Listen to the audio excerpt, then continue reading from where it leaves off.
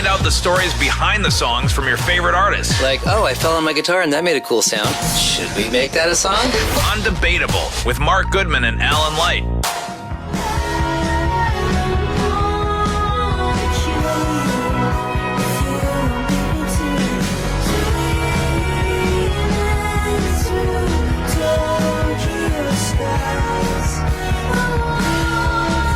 Welcome back. That is one of the amazing songs on Phoebe Bridgers' new album, actually out just a couple of weeks, called Punisher. And Phoebe Bridgers is joining us to discuss that album and whatever the hell else comes up, COVID and sequestering and madness.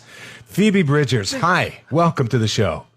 Hello, thank you. Good to see you. Welcome back. What's the poster on the wall behind you? I know. I was just about to ask. Okay, we love seeing people's rooms. I actually don't know. It was here when I moved in, and I kept it. Although there is a Daniel Johnston drawing behind me, which is really cool, and a portrait of a dog.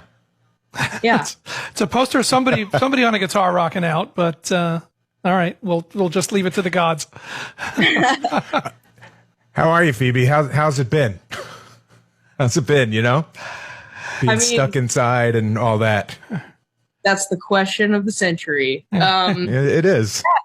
I feel lucky. I feel lucky to still have a job in some form. You know what I mean? Like, there is some semblance of a job that I still have, even though it doesn't include the best parts.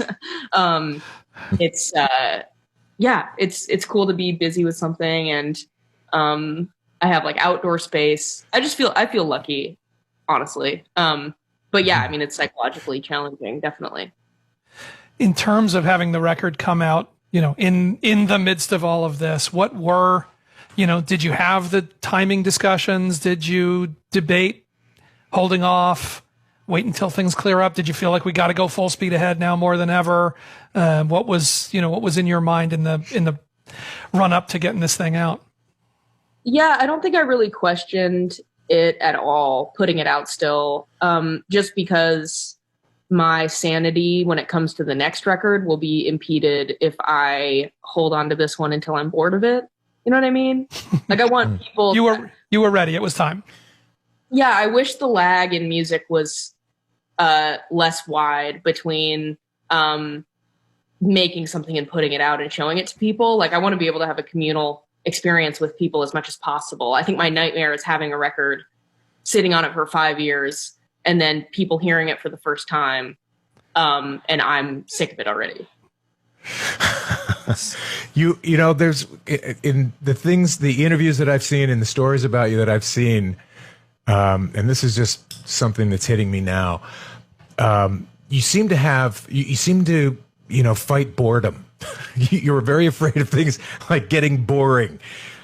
Is that, are you into the short attention span theater kind of thing? Or do you have a short attention span, or what is that? Where does that come from?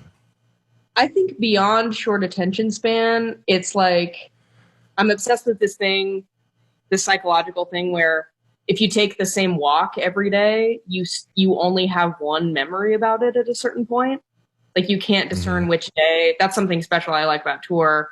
Even though it can feel in many ways like everything is the same, you'll remember a coffee shop because it's the first time you've ever been there.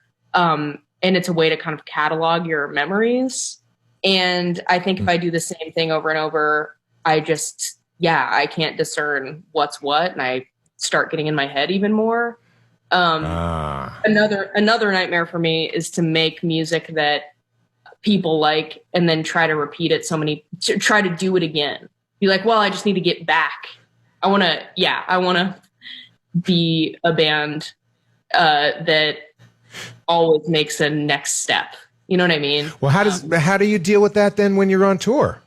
I mean, well, now you have 2 albums, and plus you have some, Better Oblivion, and you have all these other things. So I guess that's saving you from boredom. What did you do when you only had 1 album out? It was great because a lot of stuff was new for me. I had never really been on serious tours before my first album, so But once that wore off, I was like, man, I really wish I could mix up this set. I can really only mix up the order of the way I play these songs. And I'm excited to tour. Next time I tour, I'm really excited because I feel like there are so many things I can pull from. Yeah, exciting. It's interesting to hear you talk about the taking the same walk every day trap or whatever it is, because at risk of just repeating a thing that people seem to keep writing about this album, one thing in your writing that jumps out so much is is this eye for detail, for precision, for these little images and sort of snapshot things that show up in the songs. It feels like that's more than just a songwriting thing, that's sort of a way you process stuff. Given that answer that you just gave, does that feel like, yes, that is a bigger thing about Phoebe than just what comes out when I sit down to write? Totally. I am afraid of writing the same song over and over too. I think songwriting is secondary to my life. I do feel like that. It's not like I'm like, oh, I need to go out and have experiences so that I can write about them, but that I have a deep desire to have different experiences over and over. And hopefully that shows in the music, like little details and stuff. It's fun. I was roasted recently in a way that I loved, or actually kind of by tons of people, but like people laugh at the detail as if it's kind of like for no reason. And I'm like, I wish I could let you into my brain and show you what I think about all day, because it is really, I obsess over the weirdest little things. Yeah. So you have what do you do to stop the internal monologue? Right. Yeah. Yeah, totally. You're coming to this album. Admittedly, it's just been out a couple of weeks, and I know for you, it's been around for quite a while. You're probably bored with it already, although you haven't played it live. But you come to it after Boy Genius with Julian and Lucy, and Better Oblivion with Connor Oberst, and not to mention the stuff that you've done with Matt Berninger. And I mean, you've done so many things. And so from all of those things, you've been fascinated. You haven't been bored. What have you taken into your life, let alone your recording and writing career? What from all of that have you taken? What things has Connor said to you, who I know you're a huge fan of, and Matt, and what have you taken from those experiences? We are just watching and being around. Yeah, just being a part of that stuff. I feel like there are very specific things I learned from each project. Obviously, there's stuff that I learned from having other projects, which is just how much I value having people I trust around me to like bounce stuff off of. That when I'm by myself, I do a lot of second guessing, and being around those people who don't second guess me, and then coming back to being by myself builds my confidence where I can almost hear them in my head without them being around. But Julian and Lucy, that's weird because we have pretty much as close to the same life experience as is possible for three people. We're the same age. We grew up around a lot of the same music, even though we're from totally different places, and have had like a lot of similar experiences, and we get booked on the same festivals. And so I don't have to do any explaining. I don't have to explain myself when I say things. I don't have to explain memes to them or whatever. And then, conversely, we have Connor, who I definitely have to explain memes to. And I also like learn so much from, because we're from totally different backgrounds. He grew up in the Midwest and is like totally self-made and made this beautiful scene of musicians that he kind of forced. And I came into, LA, and it was kind of like, pick your poison. Like, what do you want to do? Do you want to do pop punk music? Do you want to do pop music? Do you like folk or whatever? Like, it was so conducive to being a musician in this scene. So learned a lot from him about just how you can, if you decide something's cool, you'll probably find other people who think that's cool. That's beautiful. That's great. And then Matt, he has like a real confidence in like having people know different stuff than him, and then focusing entirely on what he's really good at, which is lyrics. So he like has no interest in learning an instrument. He wants everybody else to play instruments, and then for him to write like 5 different versions of songs. So yeah, just totally different experiences, and they all rule. I don't know if this is a follow-up to that or not, but I did want to ask about, some about the sound of this album. There's obviously a lot of attention being focused on the writerly stuff and the words and these images and all of that, but there's a bunch of weird and interesting sounds and banjos and flutes and different elements that are on here. Clearly you did not set out just to do a sort of indie folky singer-songwriter record. Was that, did you have a sound in your head going in? Was this a thing that emerged, once you were in and pulling these songs out?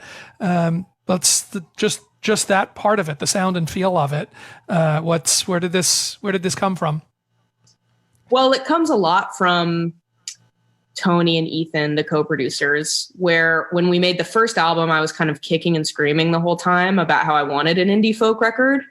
And then I kind of learned from them how addictive production can be, and how it doesn't mean you're like selling out to like try 15 different drum tones or whatever. It's just like another really fun part of it. I think I had been with so many bad producers that I just didn't have any trust, where I was like, the way that this song is in my head is the way that it is. Do not try to like auto-tune me or whatever. And that's not what they're trying to do. So like my song Motion Sickness on the first record was, I was totally kicking and screaming the whole time, did not want drums on it. And then having that work out so well and having it be something that I love to play live more than anything, made this record really easy. It was really, truly seamless, where I was like, don't you want to try bongos on this or whatever? Like I was game this time, and I came with a lot of ideas. And I think the eclectic nature of it, I've also become more and more obsessed with bands like The National and Bright Eyes or whatever, where they could kind of, either of those bands could put out a reggae record and it wouldn't be that weird. Like they're very genre hoppy, which I love. I know that one of the things that I saw you talking about your first record, you made the statement that it was sort of more about trauma, and that this record is about kind of trying to work through the defenses that you have built to handle the trauma that are now kind of hemming you in. Can you explain that to me? Yeah, totally. So like, when I was a kid, I think I grew up around a lot of, I grew up around a lot of abuse and stuff. And my coping mechanism was to dissociate and kind of feel outside my body. And it was great. It's a great tool. And then when I grew up, and now I have this habit of like being on stage in front of thousands of people and being like, what should I do tomorrow? Or like, what should I have? You mean while you're playing? Yeah. While I'm playing, like totally living in the astral plane outside my body in a different time and place. And it's very hard for me to feel in the moment, or like, looking at the Grand Canyon and being like, it's going to be a long drive after this or whatever. Just, So yeah, trying to like, as they say in therapy, like thank it for helping you and then move past it and figure out how in your life you can feel safe without it. Yeah, very much what this record is about for me. But so how does it manifest in the writing? I mean, obviously that's a different, if you're saying you're in the moment and out of the moment, it's then a different thing to try to put down on paper or into the phone or whatever it is. What's where your head is at that time and place.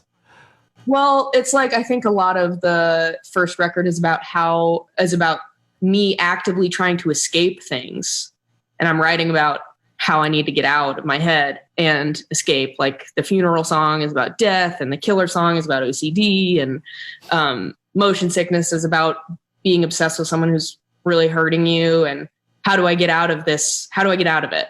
And then this record is like, shut up. Like you're having a great time and you're surrounded by all your friends. Why are you still trying to escape something? So yeah, like the Kyoto song is about being in Japan and feeling like, I couldn't wait to get home, and then being at home and being like, I can't wait to get on tour. It's wild. I know that's not a unique experience to me.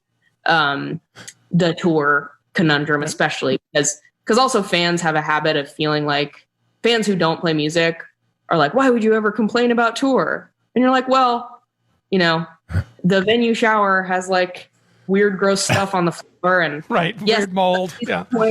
In some ways, I'm living like a celebrity, and it's beautiful, and I talk to fans and sign stuff all the time, and it's like it's this, and people love my music, and it's a perfect life. And in other ways, it's like cowboy. I'm showering with someone else's hair in the drain or whatever, like just or like being in Germany, and there's nothing to eat except for like hot dogs for 5 days. And then you get to London, and like people takes you out to a beautiful dinner. It's really weird. It's really so you can feel like a brat complaining about it, and it's helpful to be surrounded by other musicians who are like, oh my god, yeah, totally. The catering in that festival was disgusting and inedible. So speaking of, I loved a few weeks ago when you did your world tour of such famous venues as your bathroom, followed by your bedroom, followed by the backyard. First of all, just the punchline is too good, so love that. But did it feel like, okay, I've now given myself at least some schedule that I'm following here? I mean, was there anything that was kind of actually useful beyond just not getting bored in putting some structure around that? Yeah, I mean, it was nice to feel like, a lot of it was connected to charity, and that is something that I care about. Just being quarantined, being like, how do I help the world? And like, I'm not doing enough feeling is very overwhelming to me. So that was nice. And it's so insanely easy. Like every time I did it, there were like people donate. It's just so easy. Like all I have to do is from my bathroom, log on to Instagram and like raise money. It feels great. So that was great, but also just fan interaction for once. Like, my ego really does like feed off of it. And it's been wild to be in my house. Like the minute I turn off my phone and computer, I don't have fans and nobody knows my music. I'm just in the place where I like write all my music and watch Netflix. So yeah, the way that people sang along, quote unquote, was like all caps right before I would sing something.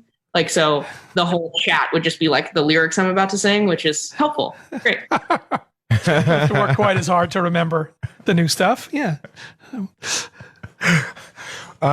You did. There was a brief reunion on the album. You did bring Lucy and Julian back for Graceland too. Why that one? Just out of curiosity. I am afraid of 3-part harmonies.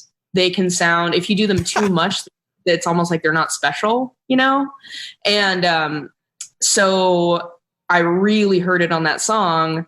And then I was like, ooh, I want this to be the penultimate song. So it can be this and the last song. So they're actually in big crescendo of the last song too. But I was like, I want to save it to the end. So there's some sort of like build. And also just like, we used to cover a Dixie Chicks song on tour. And I wanted to recreate that as well.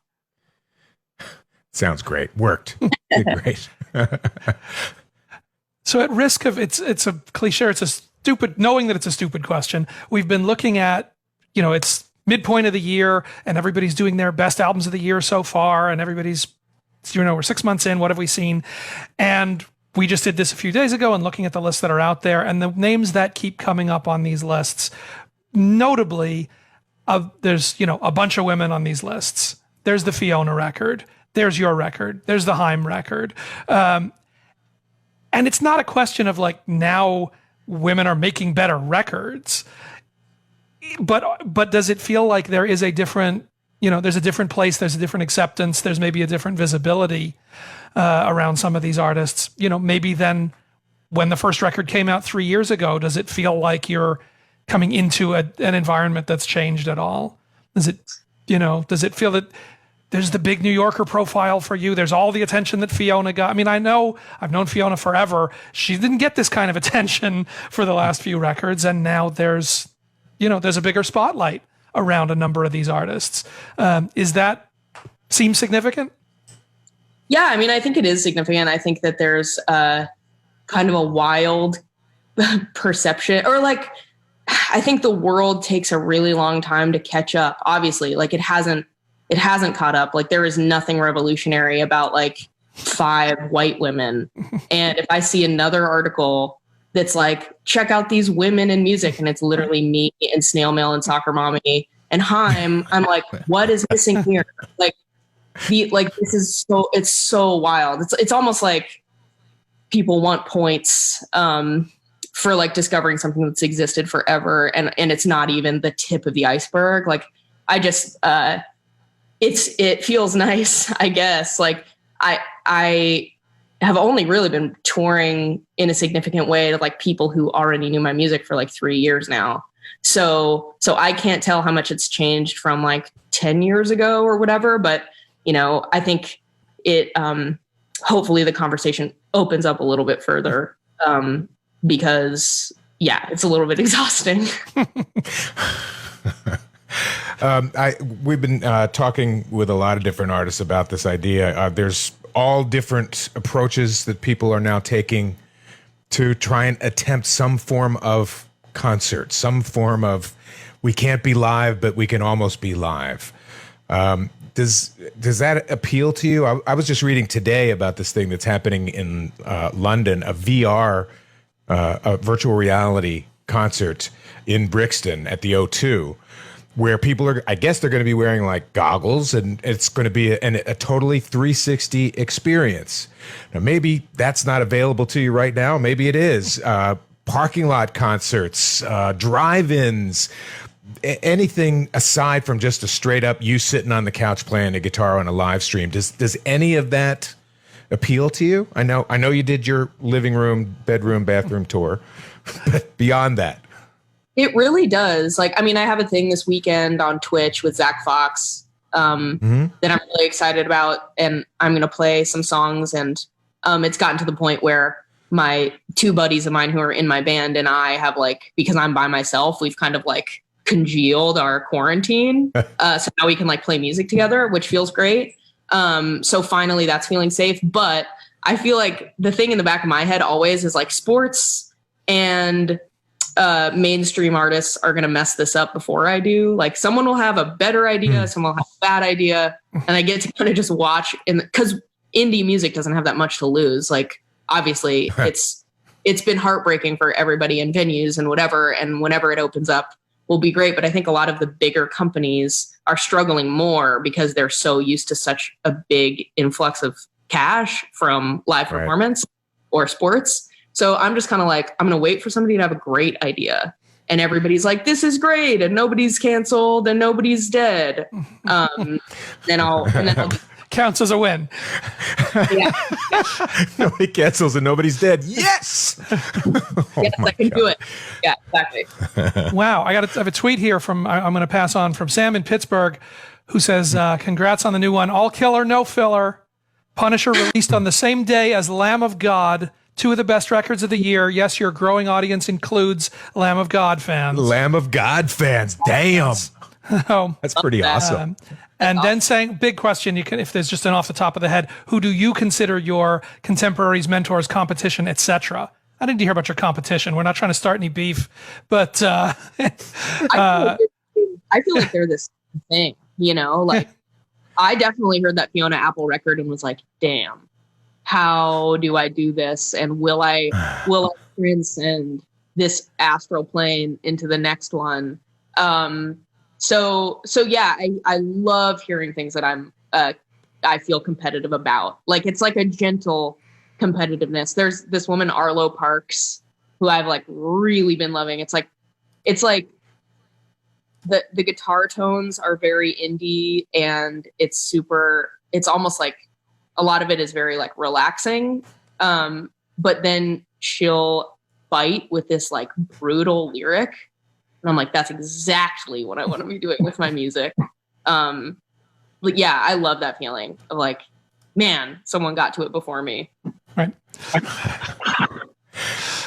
We have just a couple of minutes to go here before we're going to let you go. And I'm curious about something, and if you don't feel comfortable, that's fine. But you probably saw that Ryan Adams came out with a statement recently, apologizing up and down and over and over again, but saying at the end of it that means it probably won't matter, that there's no forgiveness.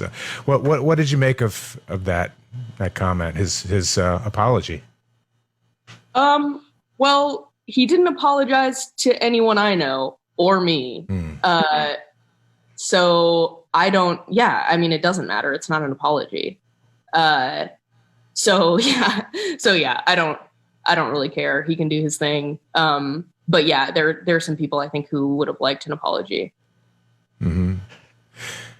Is there any redemption for someone in a situation like that? I know this is I'm going off script here because I'm curious about it. It's a difficult, I don't excuse this guy for anything, or any of the people who are getting shouted out now.